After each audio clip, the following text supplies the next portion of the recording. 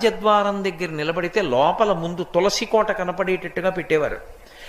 తలుపు ఇలా తీశారనుకోండి, వాటి దృష్టి ఎదురుగుండా ఉన్న వాటి దృష్టి తులసి కోట మీద పడుతుంది. అంత పెద్ద తులసి కోట ఉండేది లోపల.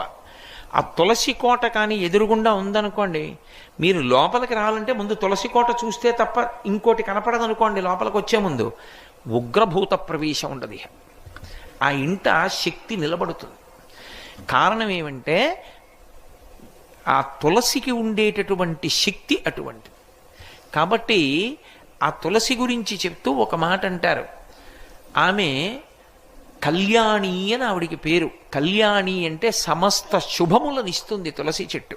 అలాగే సమస్త భద్రములనిస్తుంది తులసి చెట్టు. అందుకే ఇప్పటికీ ప్రాణోత్క్రమణం అయిపోతోంది, ఆయన తులసి కోట దగ్గరికి వెళ్ళకపోతే కనీసం తులసి నీళ్లు పొయ్యండి అని తులసి నీళ్లు పోస్తారు.